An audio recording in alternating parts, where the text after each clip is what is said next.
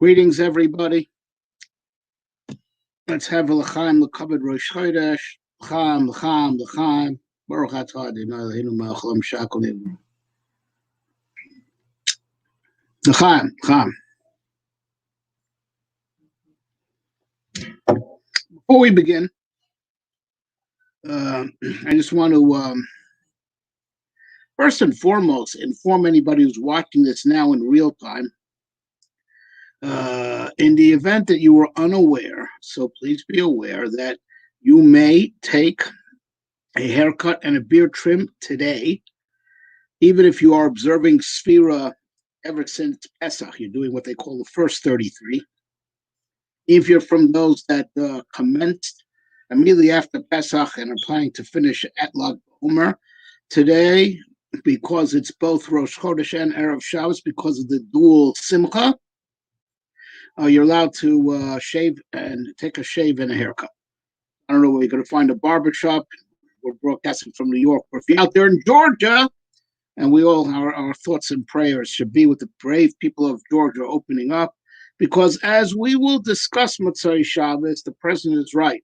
The lockdown could be worse than the virus. It brings us to poverty and the total disintegration of society. So I guess in Georgia today you could get a haircut.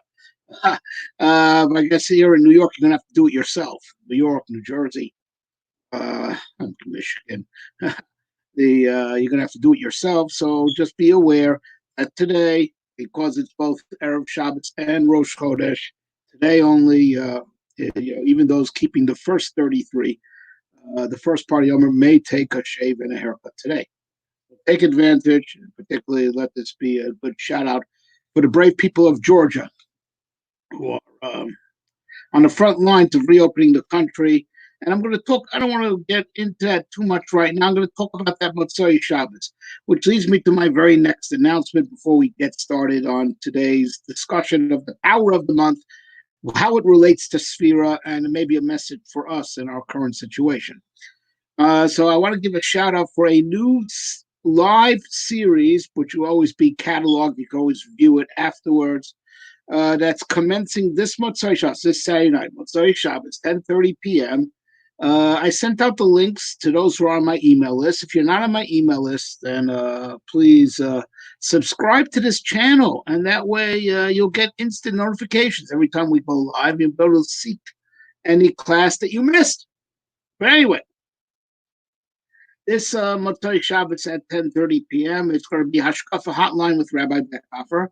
Ask me any question that's on your mind in Jewish philosophy, it's Jewish philosophy, about life, what the Torah has to say about mysteries of life, mysteries of the universe, and I'll try my best to answer. So now, hey, two things. First of all, it's not like I know everything, right?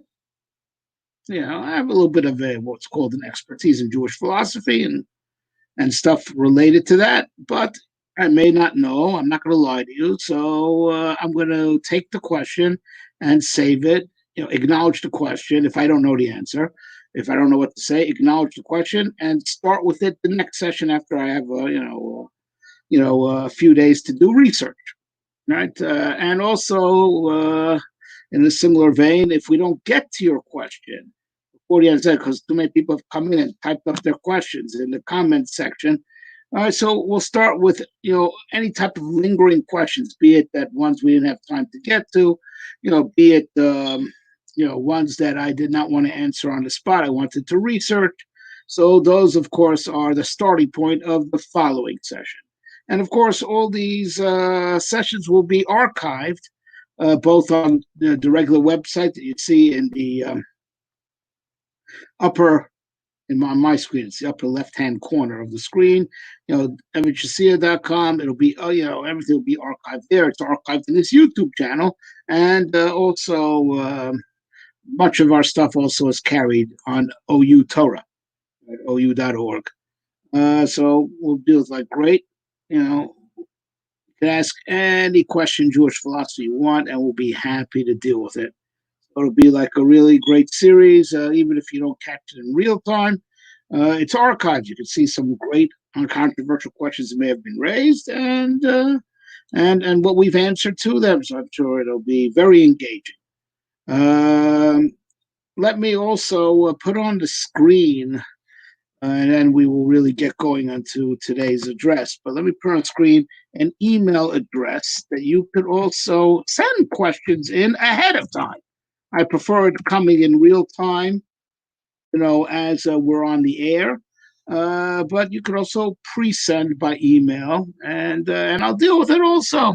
So that's Evan Chasia at gmail.com.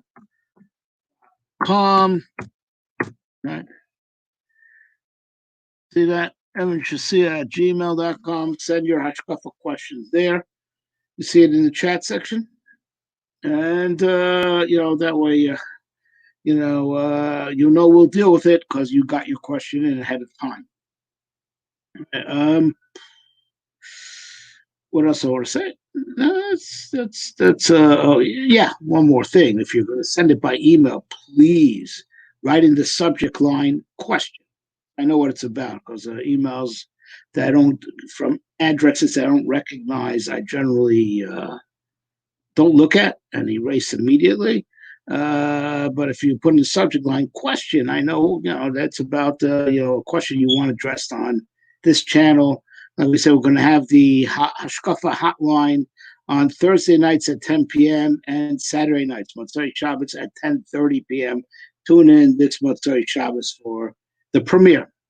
Okay, so now without further ado, let us deal with the matter at hand, and maybe we'll make this a regular, thing to talk about the power of the month on every Rosh Chodesh, Bli Neder. But starting with today, Rosh Chodesh Iyar. And let me give another shout out. One more thing, I'm sure for those who know, I put out an 18 chapter Pesach reader, and I will put out Bli Neder a Sefiras HaOmer reader, hopefully with Hashem's help this upcoming week, if Hashem wants. And you'll find a transcript a written version of what we're going to say here now. Regarding the month of Iyar, the month of Iyar is directly related to Sefiras HaOmer in two very obvious ways. First of all, the whole month is within Sefira.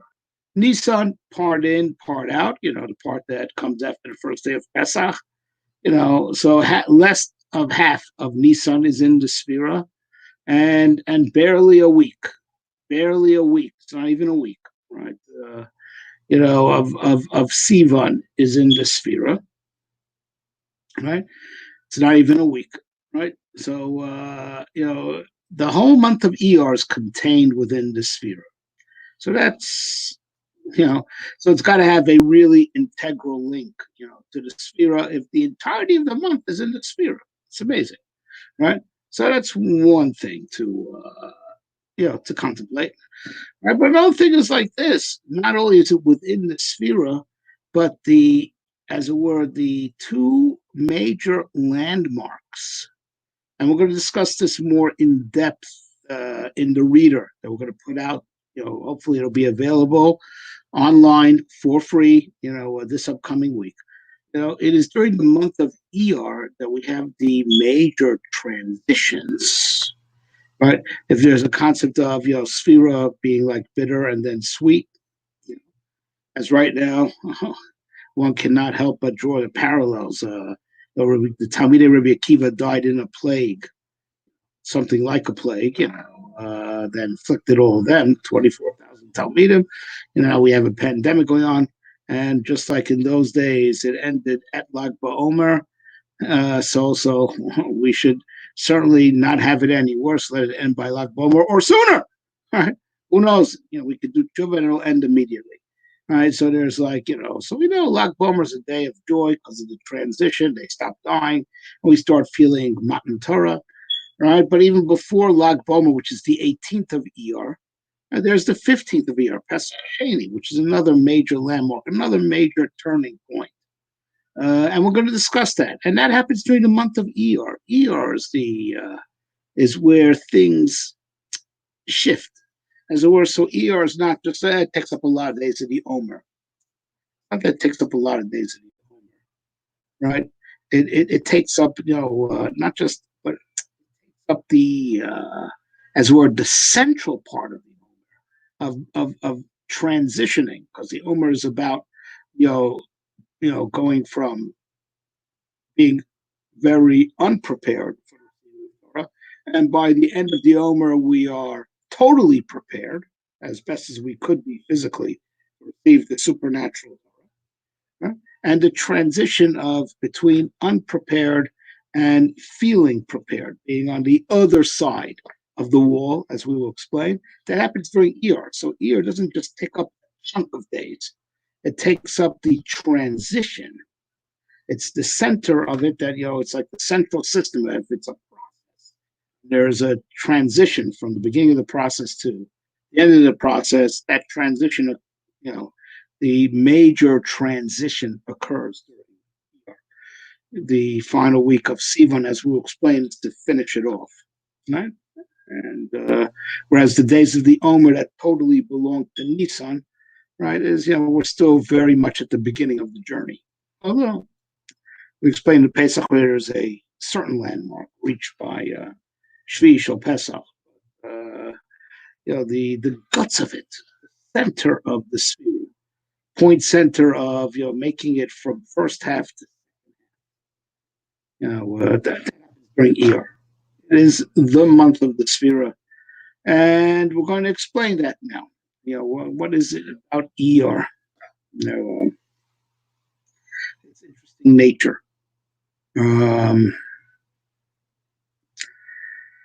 So let's talk about, what the Sefer Tzira says about the month of Iyar. Right? Himlich ois vav behirhur. What reigns in the month of Iyar is the letter vav, the Aleph base, the letter vav in thought. Right? Letter vav in thought. And we know that in the, for lack of a better word, the zodiac, in the mazolos, it's mazel shor. Right? It's the ox, Horus. So, what do these have to do with Iyar? Right? So now, and also for those who daven nusach svarad, right? So, in the Siddur, it's printed, right? Shemos, to have in mind different permutations of the name Yud Kei Vav Kei. So now the permutation for this month is Yud, two Hayes, and a Vav. And it's the Rosh Tevis of the Pasuk, right? Yishalel HaMishalel Haskel V'Yadoa, right? You could take pride. You takes pride with knowing me, right? With knowing. Haskel V'Yadoa, Hirhur. So it's all has to do with thought in the letter Vav, right? And the shore.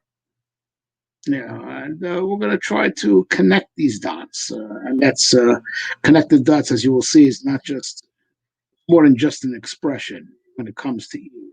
It is what Iyar is all about, connecting. So let's begin, and let us explain that the letter Vav, uh, it has, aside from being a letter, right? It has its own unique grammatical function. Right? So it's a letter that you use to spell out a lot of words, right? But it also has a function of, it also means and. Ruvain Vishimon, right? Ruvain and Shimon, right? Or like the pasuk that we quote from Iyar, Haskel V'Yador. You know, now, to know, it's two different synonyms of knowing. What is this between Haskell and Das? No discussion, but it's like this, to appreciate and to know, right? So it's a connect. It means and, right? The letter itself also means is a word, and it also has another unique function in Hebrew grammar, that it changes the tense from past to future, and from future to past, Hallelujah. Right, right, right. It will change. So if the word itself is actually a future tense word, it changes it to the past.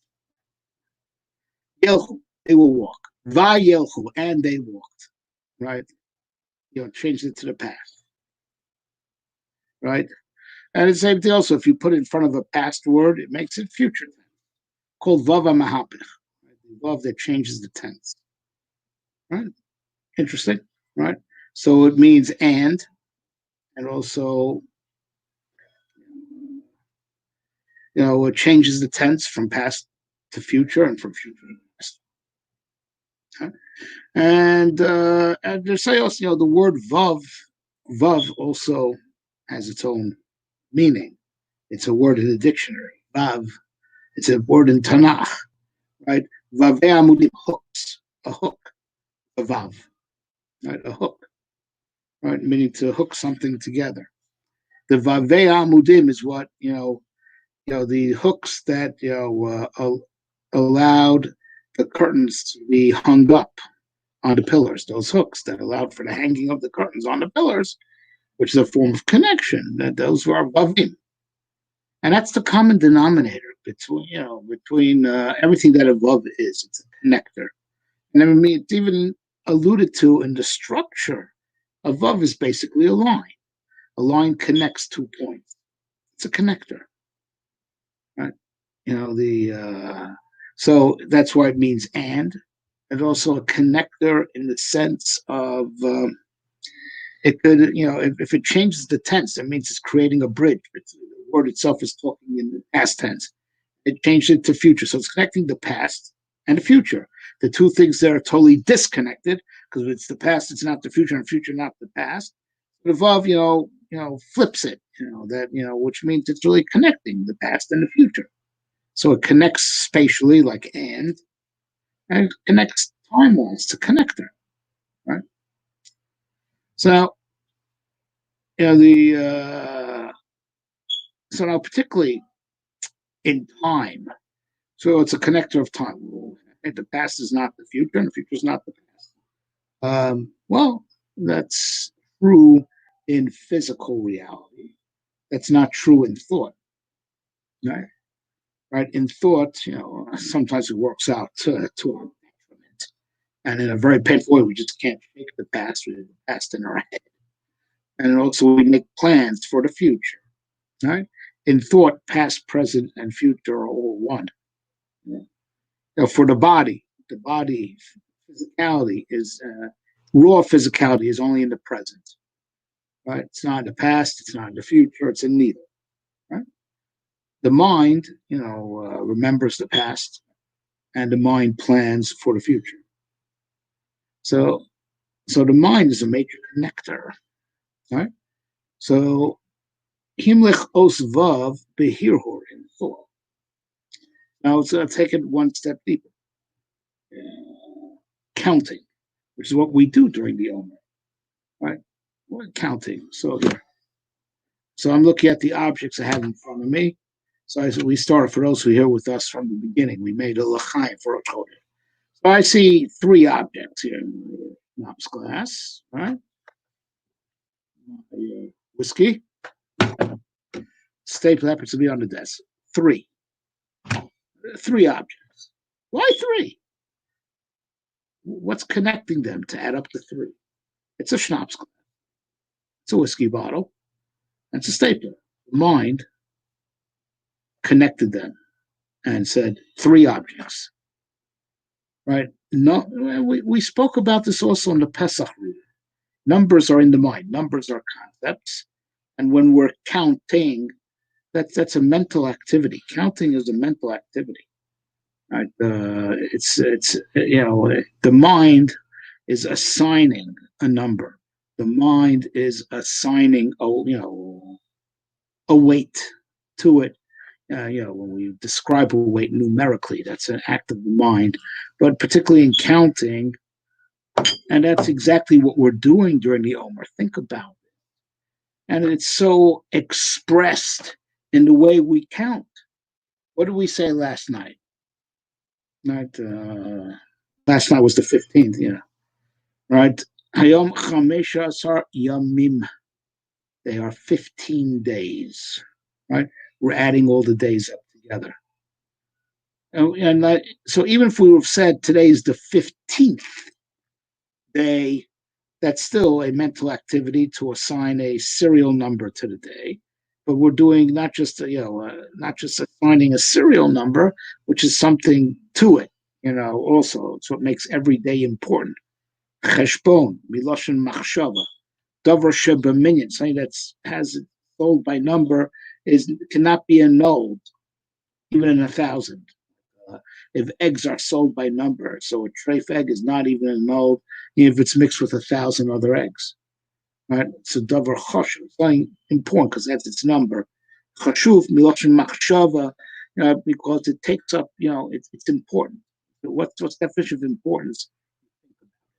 Chashivas, and giving it a number is to think about it. Where do we find this? We find this throughout Chumash. Rashi, in every instance, tells us Hashem counts us and commanded on the census because it shows His mind is on us. What you're counting has your attention, and the counting is a mental activity, giving it a number. And it's two mental activities. There's giving it a number, right, in its own right, and that makes it chashuv, right, because it has your machshava. You thought about it and you gave it its number, right? But it's also being added to others, and that's another mental activity. And in physicality, the moments are disconnected. People, you say a census, right? Everybody is separate bodies. What? It's in the mind that's being grouped together. So there's the mental activity of assigning a number that makes the thing itself important. And then there's the other mental activity of counting, of adding things up. Interesting, right? So it's like almost a double-edged sword. Because think about this: when something gets a number, it makes it important in its own right, and it cannot be annulled even in 1,000. But then you're also adding things together, which is to make like a melting pot, and both are true, and it's amazing. Right? And with this, I'm dropping a hint to how we transition from one aspect of the count to the other aspect of the count. When we go through the Lag BaOmer portal, right? On the one hand, everyone wants to get his own number, right?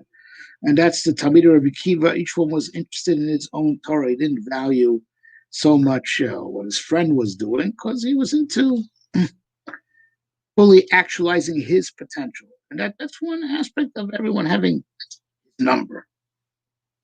his number, right? But there's also after Lag BaOmer that they start becoming a cloud, becoming added up. That's an interesting point, that our being added to each other should not be at the expense of the individuality. It should be in addition to our individuality.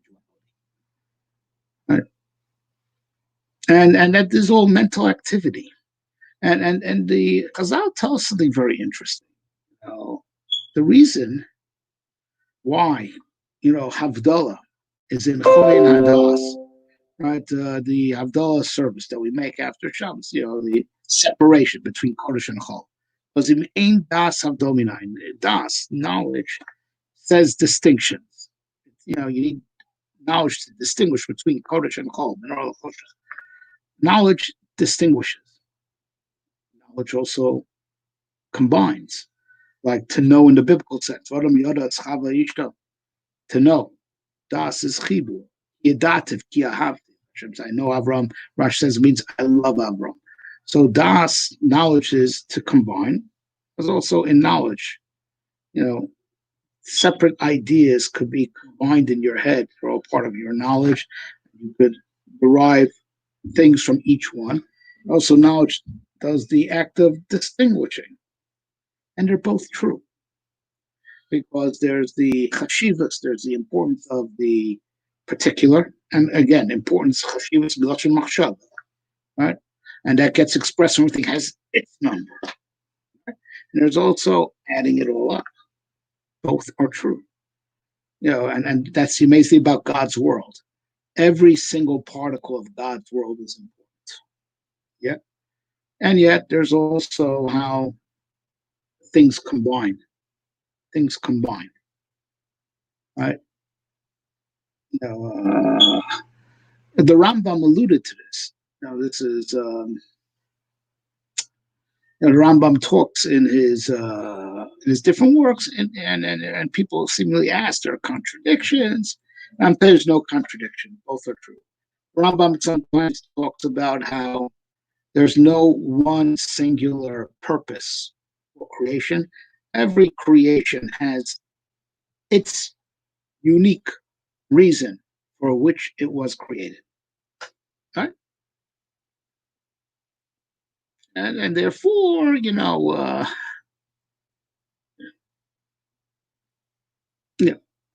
therefore, it takes away kind of not take away, rather, I'm sorry, I meant to say it increases the mystery of why things were created. Everything has its own purpose,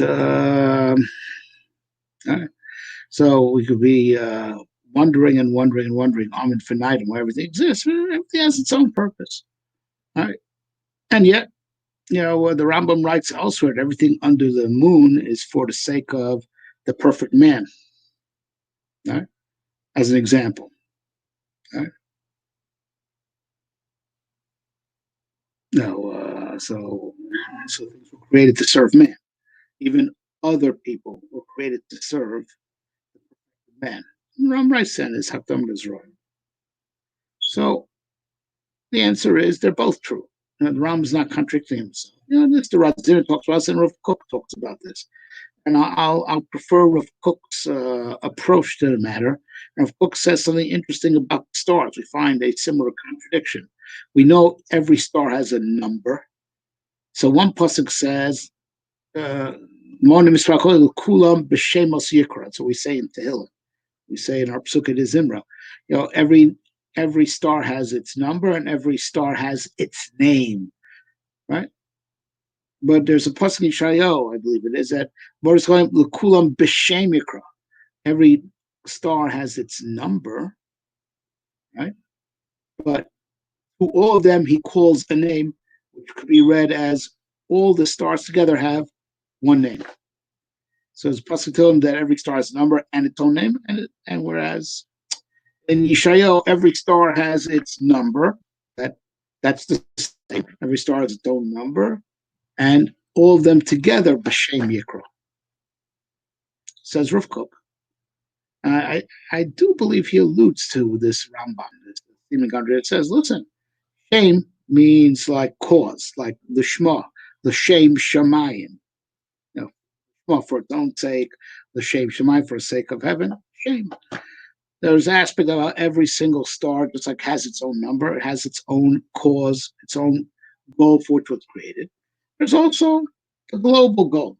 So everything still has its own number, right? But it's also how they could come together for a a mega whole. So everything is complete, has its own individual mission, and how they could combine for a super all-encompassing meta mission.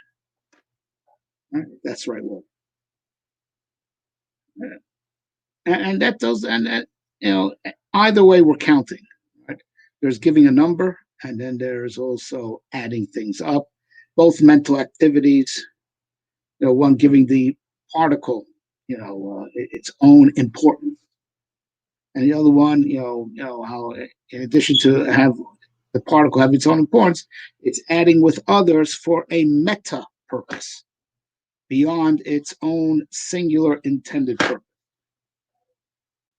And this is the process we have to go through, during the Omer, right? We have to fix our meters, right?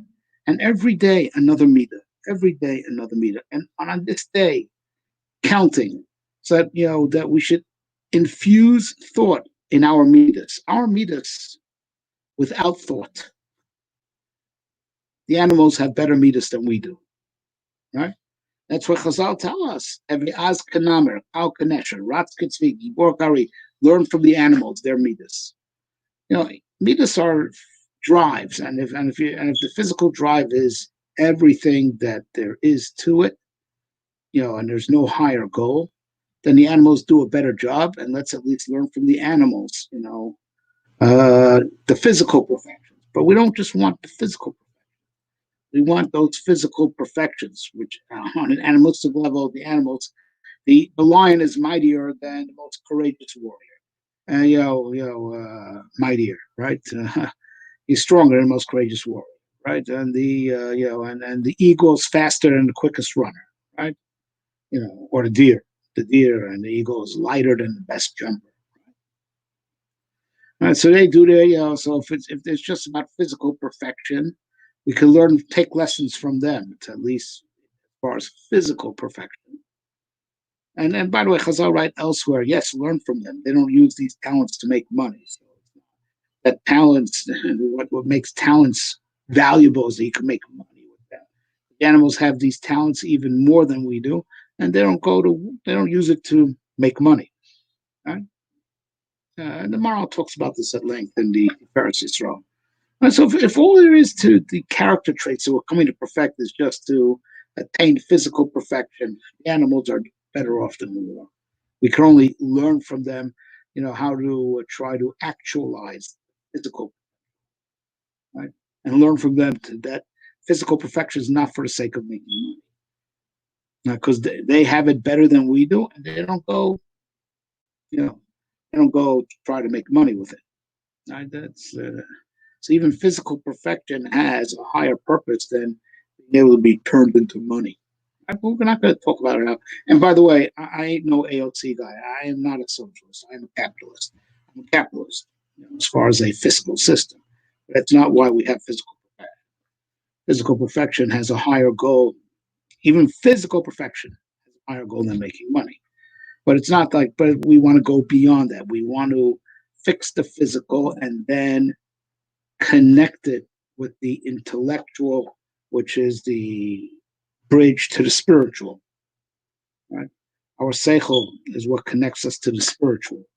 So we count like this physical trait, whatever the trait of the day is. Right? I want to invest thought in it. It shouldn't be an animalistic drive. Right? If aimed animalistic drive, it should be more than that. It should be connected to thought. There's also another thing I'm doing. I'm connecting it with other midas to assemble the tsuras adam. As the 50th day of the Omer is gematria, right? Ha adam, the man, not just any man, the man. Ha adam is gematria 50, right? Right? Ha adam, right? 49 is hadam, blood, which ki adam or nefesh, and it talks about that pasuk that the blood is the life. It's talking about animal blood. Up to 49, it's still animal traits that we're trying to elevate. On the 50th day, on Shavuos, we break through, we become Ha-Adam, and we're assembling all these midas together to comprise a person.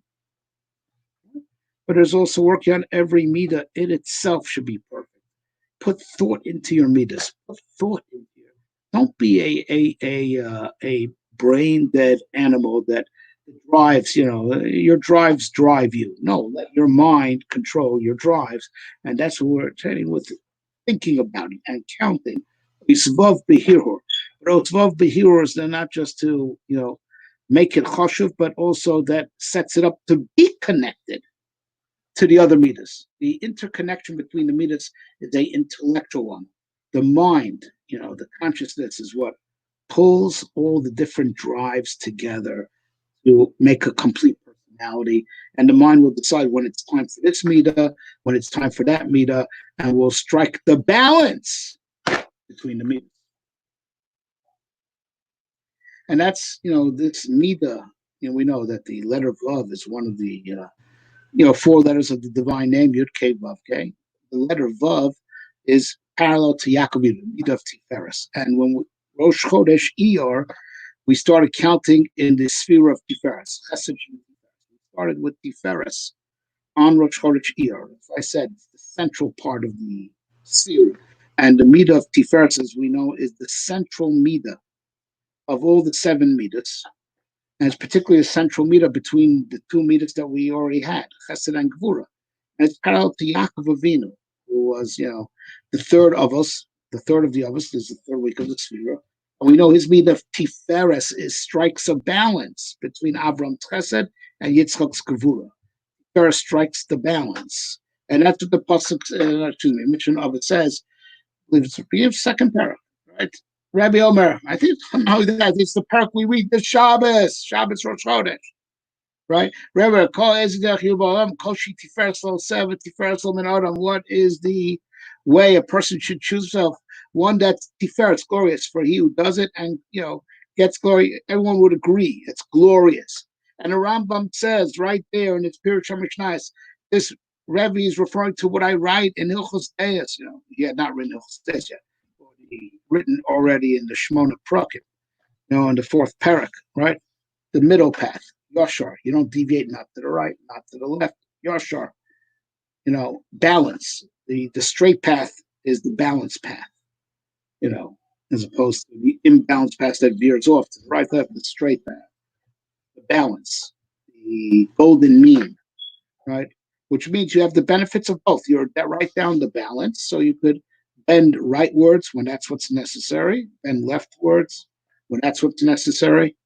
Our current political reality, rightwards badly, and get rid of the left. All right, but okay, we'll talk more about that in Matzah Shabbos. I neglected to say, in Matzah Shabbos, if no questions have come in, there'll always be a topic for discussion, a surprise topic that I'll open up with. So tune in this Matzah Shabbos, and we'll discuss it. I'm not even revealing what the topic is going to be. But getting back to our point, right? The Vav, Ois Vav Beer, Midah of Tiferes, which is what commences with Rosh Chodesh, and that is the greatness of the month of Iyar. It's the nectar that really picks up from the part of the Sefira where we're still at the very beginnings, and takes us through the transition of where we're already feeling that we're over the hump, and we're rapidly approaching the finish line. The whole transition happens in the course of Iyar, which is that's why it's also the shore, right? Right. First of all, the ox is parallel to the midah of Gvura, and the midah of Gvura is indeed it's din. That's why Iyar. Some people start the Sefira from the month of Iyar. That's when din sets in. According to that way, the Talmid Rebbe Kiva died starting Iyar. Right. Sadly, it's a time of din, and din says distinctions because there's the importance of every individual. No two people are alike, and Midas Hadin says that. In Chesed, there are no distinctions.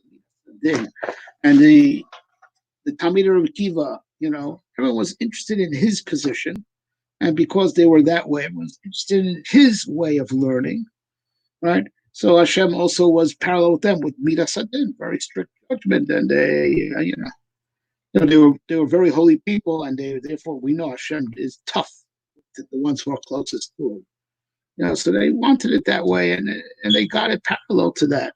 But it's also part of the Omer. Everyone has to interested in fully developing self-actualization and his Torah, right? His way of learning, right? Put this because every individual is important. But on Lag BaOmer, there's a transition of starting to feel it all coalesce, come together, right? And both are actions of the letter Vav, right? Because the letter Vav, which is the connector, well, it wants to connect good stuff, not, it's all coming together because it's worthless on its own. No, it's worth and it's valuable and it's, meaningful in its own right. And yet we're combining it to make even a greater whole. Great parts, and each part could theoretically be complete in its own right, and we're combining it to make a super whole. So Das, the knowledge separates and gives everything its own importance, its own serial number, and also puts things together, right? Adds it up. makes a beautiful knowledge base that's greater than the sum of the parts, right? A meta whole, right? And that's the transition we pass through the Omer, and that's work. It's a great deal of work. There's, the ox is a work animal, you know, and think about what it does, right? It first plows the field, right? It's, and you plow and you make separate lines, and then you use it to pull, the cart as you're planting, and then you're using it, you know, as you do your fertilizing work. Each one of these works is separate, and sometimes even the work that it does is to separate, like make rows. Then at the end, there's the culmination of all that effort. Rov tzvus b'koach shor, right? Harvest, grain is all with the power of the ox. It all combines together to produce wheat that all gets kneaded together to become bread, shtei halechem, that we offer on Shavuos. There's a transition of effort in a lot of different distinct ways, and then all that effort gets combined. Right? All gets combined into a wonderful product. The sum total of all those distinct efforts. Right? And that's the meat of din, that because there's a time to do distinct actions, and there's to do the hard work of combining it all together. Right? And this is the meat of Yaakov Avinu. Yaakov Avinu, you know, uh, you know, Yaakov Avinu being as a word, people call it being a moderate, but it's not. It's not about being moderate. It's not about striking compromise. It's about combining, keeping things, with their individual traits fully intact, but you're not going to let them influence you. You have to leave them fully intact. You might need them as they are, right, for the right time, right situation, right? And being down the middle is to have the benefit of both, not the dilute one. Yaakov Avinu combines Avram and Yitzchak.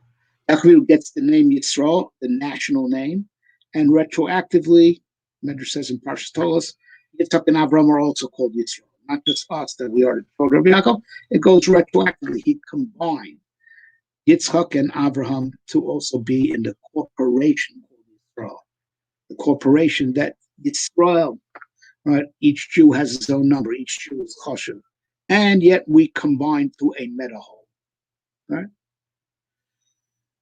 So this is all the Avodah Zarah is all accentuated by the month of Iyar, which is a connecting month, and another aspect of it is just the idea of connection. It is what will brings us from the month of Pesach Nitzon to the month of Shavuot and Sivan. For that reason, it's called Chodesh Ziv, right? In the Malachim, when Shlomo Melech began construction on the Beit Hamikdash in Chodesh Ziv. Chodesh Ziv, the month of the Aura, is the month of Iyar. Maral explains, there's a lot to say on this. It's called Chodesh Ziv because it's a very pleasant light during the month of Iyar. It runs parallel to May. It's warm, but it's not hot. The sun is strong, but it's not blinding. It's very pleasant, right? It's a pleasant light, right? But Chazal talk about it that Shabo Nodu Zutani Olam, that on this day the ones who brought Aura to the world were born. It means even though the others were born in Nisan, they shine into Iyar. The shine is what extends beyond the light emitting object, the shine that goes outwards, the shine that projects. It's called the Ziv. In the future,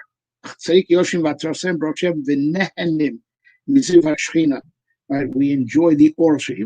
Even in Olam Haba, we can't enjoy the Shechina itself, just the aura of the Shechina. Even in Olam Haba, the aura of the Shechina. The month of Iyar, as much as it's half of it is pre-Lag BaOmer, which is it's a downer, right? And the second half doesn't have a yom. It's not a real yom. Lag BaOmer is great, right? But it's not one of the Yomim Tovim Doraisa like Shavuot, Pesach, but it gets the aura. we should still feel an aura that's radiating from Pesach from when the others were born. Feel that radiation, right, and work on internalizing it. And at one point, and that's good for the first half of the year. Second half of Iyar, we start feeling the light that emanates from upcoming shuls. Like I said, in the mind, past, present, and future. Otzvav behirur. So you could get the ziv from Pesach that's in the past, get some aura, some power, draw some power from there. And then towards the second half, we draw power from shuls that's coming in the mind. Otzvav behirur. That connection is possible. The vav behirur, same vav that adds things up. Same vav, also vav mahapech, changes past present, past the future, future to past. The power of Vav of Iyar, we could tap into the past of Pesach and tap in to the future of Shavuos, draw strength from it. So it should be an encouraging message, but this is particularly, we began saying, some 20 minutes ago or so, right, that, one cannot help draw parallels. There's a plague outside, like there was a plague that afflicted Arabia. And we're optimistic that we hope that by Lag BaOmer it'll be gone even sooner. Hashem should help. But it's interesting. The plague is now, forcing us into social distancing. Right, social distancing, keeping us apart from each other. Right, but there's a time to work on, work on ourselves as individuals. Sometimes when we're in a group, the group doesn't like excellent people. The group, wants, it's mediocrity. What's normal for the group? They don't want people that are beneath, but they also don't want people that are too much. That's why in class they start making fun of they make fun of the brainiac, the nerdy kid, the academic. Even the whole point of school is to succeed academically. In class, the excellent students suffer. Unless they could somehow compensate socially. See, social circles make our melting pot, right? And we spoke about this in our Shabbos HaGadol address, that we have to try to, in all situations, find ourselves in, do tshuva for how it's realizing that what's bad about it is because of our sins, but also Hashem is merciful and there's some good in everything. We'll look for the good. Our social distancing is a chance, to work on ourselves as individuals. Sometimes the group, if it was an unhealthy group dynamic, holds us back. We spoke about this at great length in our Shabbos HaGadol address. There's a time to work on ourselves, like the first half of the Omer. The Talmid Akiva, we're not in a perfect unity, but there's, if they would have been a little bit mindful that they gotta get to the coalescing, if they would have been more mindful, it wouldn't have been a sin, because there is a time to work on your individual perfection. There is a time for that, right? And that's the first half of the Omer, right? Where we're still, we are kind of adding the meters up, but we don't start seeing any type of formation of a whole. Right? It's the emphasis before we see any type of emergence of a meta form, which is what happens. That's the transition like BaOmer. There's an emergence of a meta form. A certain meta form already has emerged, and we're just finishing it off. Right? That's the big jump that there is on Lag BaOmer. But before Lag BaOmer, it's just like brushstrokes. But still, every brushstroke is important. And right now we're in brushstrokes because we can't get together. Let's work on ourselves as individuals, because sometimes we were in unhealthy relationships. Sometimes those things hold us back badly. There's a chance, and if we were in forbidden relationships, bad relationships, right, bad friends, the time to pull back, detox from those bad relationships, and work for ourselves individually.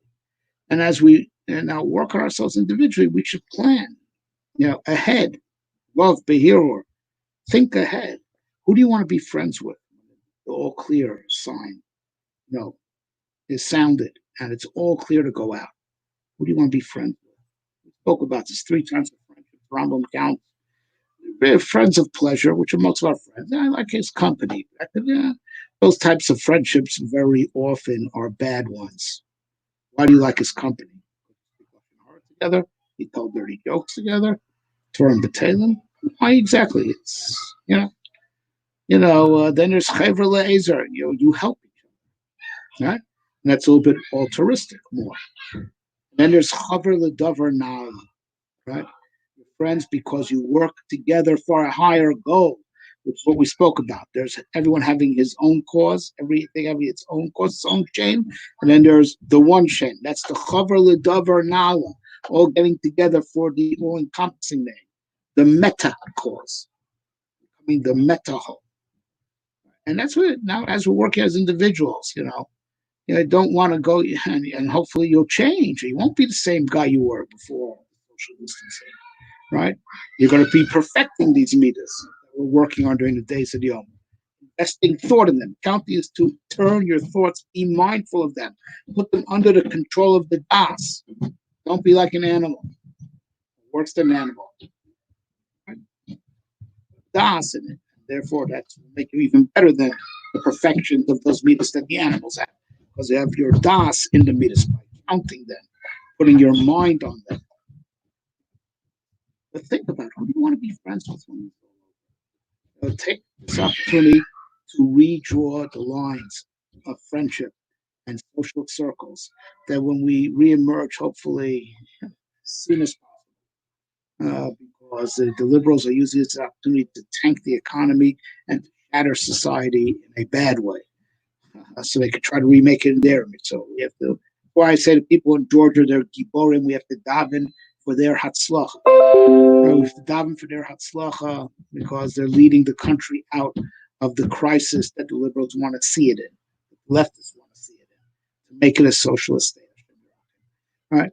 So, but we, us, we have to make a cheshbon. What type of society do we want to see? What type of friendships do we have when we get out of the social distancing, get out of the isolation? Right? We have to put our minds to that. It's part of the counting of the sphere. Setting your mind to your midas, and it's also adding things together. So set your mind to, right, who you want your friends to be, and how you want the relationship to be. So when it shouldn't be, because people have told me they found their davening in isolation even better. They found their Yom Tov in isolation even better. Right? Now, first of all, we're glad that they had uplifting davening and hagim, but that's a terrible critique of what our social lives were like when we were at Tzibur. And people felt that they've excelled more on their own. So you don't want to give up on that. So you have to redraw your party lines, redraw your social circles. It will be ki'ishachad b'levachad. They were ki'ishachad b'levachad when they were facing, as the Ishmael puts out, Vayichan Yisrael keneged ahar. They were all facing the mountain. They all had the same meta goal, facing Har Sinai. That's when it was ki'ishachad b'levachad. The Beis First Piece points this out. They combined like one person, one heart, literally one heart, one intention. When it was Vayichan Yisrael, singular, Kishabla, Keneged Ahar. They're all united in the higher purpose. Because we fresh together and then we speak Lashon Hara together or look at each other's wives. I'm sorry for saying that, but it has to be pointed out. Right? It has to be pointed out that we make sure no one goes back to that. No one goes back to that when this is over. Right? No, it's about we look together at the unifying meta purpose. And the words of Saigon so right now as we're stuck as individuals, let us perfect our individuality, let us perfect ourselves as individuals and make plans to redraw the social lines to be a perfected meta nation, right? And if we're good, we'll be zocher to feel that transition and at Lag Bomer, because that's what you start feeling. Start feeling the hallelujah, the coming together. You start feeling the aura of Shavuos. Right now, we're living off the aura from Pesach. The Osvav Behir connects us to Pesach, but the Osvav Behir will connect us to the aura of Shavuos. And at that time, we start feeling the coalescing, right? So let's plan for it. let's plan for it. We should really coalesce in a way that the achdus between us is all built on Torah and l'shem haTorah. A good Chodesh and have a wonderful Shabbos. And subscribe to this channel and Matzoi Shabbos. Come to the halacha, the Hashkafa hotline. And if you don't come to Hashkafa hotline, we will discuss. I have a discourse prepared to discuss about our current situation. Good Chodesh, good Shabbos, the Surah statements.